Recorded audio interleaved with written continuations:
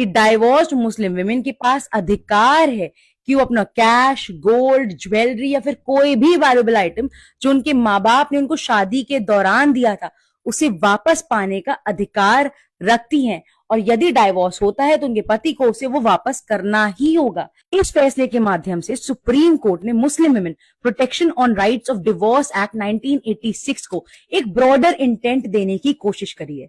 उन्होंने ये बताना चाहा है कि इस पूरे एक्ट का इंटेंट ये है कि जो औरतें हैं उन्हें economic independence, dignity and equality मिले एंड ये अधिकार उनसे कहीं पर भी छीना नहीं जा सकता। पहली बार नहीं है जब सुप्रीम कोर्ट ने मुस्लिम औरतों के लिए इतना बड़ा फैसला दिया है।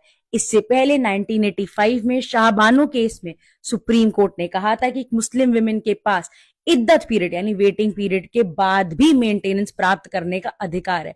फिर आता है शायरा बानो का केस जहां पर सुप्रीम कोर्ट ने ट्रिपल तलाक की प्रैक्टिस को अनकॉन्स्टिट्यूशनल घोषित किया। फिर आता है हमारा सबसे रीसेंट केस मोहम्मद अब्दुल समद जहां पर सुप्रीम कोर्ट ने कहा कि जो स्पेशल प्रोविजन 1986 का हमने बनाया मुस्लिम विमेन के लिए, उसके अलावा Muslim women section 125 of CrPC जो आज की डेट में 144 ऑफ बीएनएसएस है उसके अंतर्गत भी मेंटेनेंस क्लेम कर सकती हैं। हमारा ये जजमेंट प्रूफ है कि बदलते समय के साथ भारत भी बदल रहा है, अपनी औरतों के लिए equal rights, dignity, equality and financial freedom की तरफ बढ़ रहा है।